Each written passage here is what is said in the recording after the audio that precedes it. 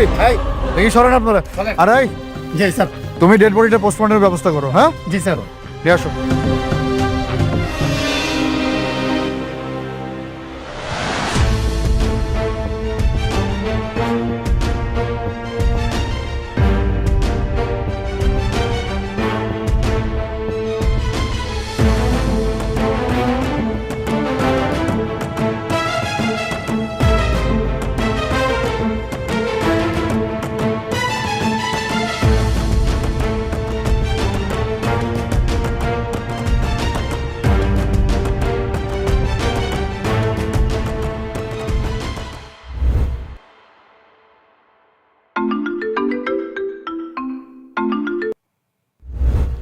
হ্যাঁ সাব্বির বলো।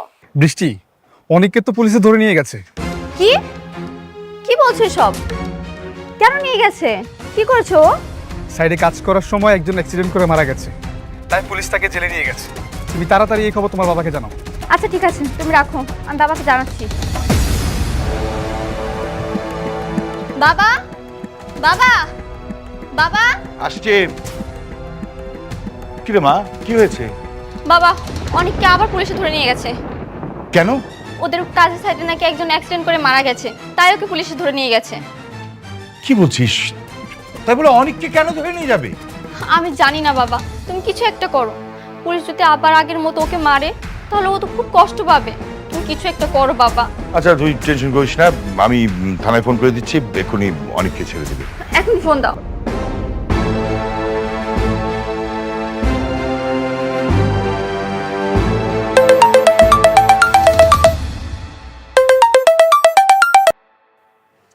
Hello, Rocky খান বলছিলাম। আপনারা নাকি আমার মেয়ের জামাই অনেককে থানায় ধরে নিয়ে গেছেন? হ্যাঁ এনেছি। কেন? অনেক কি খুনি? সে কি অপরাধ করেছে? হ্যাঁ, ইচ্ছে করে শ্রমিককে ধাক্কা মেরে ছাদ থেকে ফেলে দিয়েছে। কেন সে অপরাধী হবে? এগুলোর কিছুই করেনি, কিন্তু সে তো সিকিউরিটি দিতে ব্যর্থ।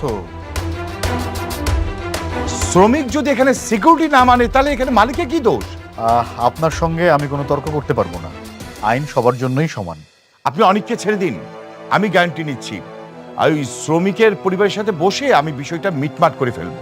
দেখুন, আপনি সম্মানিত মানুষ, আপনাকে আমি কোনোভাবেই অসম্মানিত করতে চাই না, কিন্তু ওনাকে কোনোভাবেই ছাড়া যাবে না। শ্রমিক ইউনিয়ন সভাপতির চাপ আছে।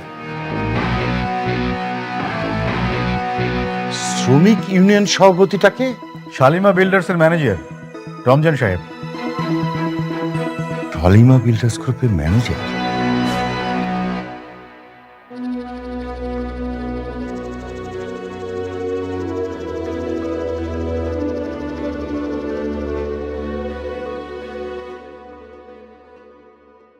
কি বললো বাবা? মা, শালিমা বিল্ডার্স গ্রুপের ম্যানেজার নাকি অনেককে ছাড়তে বারণ করেছে। আচ্ছা, অনেকের প্রথম স্ত্রী ওখানে জব করে না? হ্যাঁ বাবা, আমি এবার বুঝতে পেরেছি। মেঘলা ইচ্ছে করে অনেককে গ্রেফতার করেছে পুলিশ দিয়ে। অনেককে ছাড়ানোর কোনো ব্যবস্থা হলো? না, আমি থানায় ফোন করেছিলাম, ওরা বলছে যে শালিমা বিল্ডার্স গ্রুপের ম্যানেজার নাকি ছাড়তে বারণ করেছে। আচ্ছা, শ্রমিকটা কি অবস্থা? ও যে সেফটি ছাড়া কাজ করতেছিল, তখন ছাদ থেকে পড়ে স্পট ডেট। ও, সেফটি তাহলে নেয়নি। তুই কোথায় যাচ্ছিস? মেঘলার সঙ্গে দেখা করতে যাচ্ছি। দরকার নেই, আমি হ্যান্ডেল করছি, তোর কোথাও যাওয়ার দরকার নেই। তুমি পারবে না বাবা। মেঘলা ইচ্ছে করে অনেককে গ্রেফতার করিয়েছে। অবশ্যই এর পিছনে কোনো উদ্দেশ্য আছে, সেটাই আমার জানতে হবে কি উদ্দেশ্য। আচ্ছা ঠিক আছে, যা, কিন্তু সাবধানে থাকবি। যে কোনো সমস্যা হলে সাথে সাথে আমাকে ফোন দিবি, ওকে? ঠিক আছে। তুমি একটু ওর সাথে যাও। জি স্যার।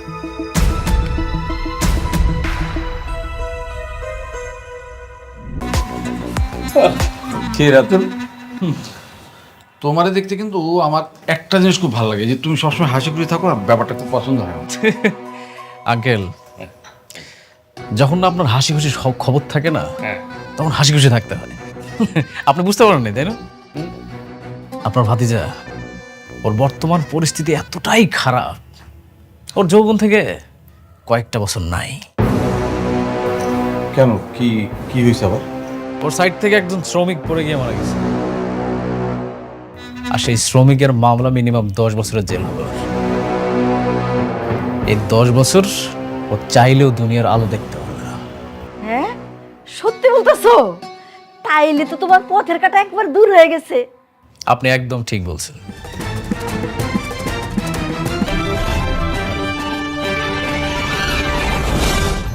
পুত পুত পু সময় হইন্য কোনো লাভ নাই। খবর পড়ছি মুই দ্বন্দ্ব খালের পার। প্রথমে শুনবেন খবরের শিরোনাম, পরের দিন শুনবেন বিস্তারিত। বাংলাদেশে এখন মানুষ মারার মেশিন পাথর। বরগুনায় খাগদন গাং দিয়া 2টা ডেঙ্গুর জাহাজ ঢুকছে। সাদ্দাম মিয়ানমার পেন্দনের ছায়া লইয়ে বেজিতে দৌড় মারছে। বিষখালিতে ধরা পড়ছে 20 মণ ওজনের কহিনা মাছ। জালকাড়িতে তেল্লে ছোড়ার 2 দিনের রিমান্ড। বরগুনায় আমতলার পরে জনগণ লড়াইয়ে ধরছে 2টা ডেঙ্গু মশা। লতাবাড়িয়ে ফরাইদার মার বিলই আর বেল্লালিয়ার মার উত্তর 2 বছরের অবৈধ সম্পর্ক।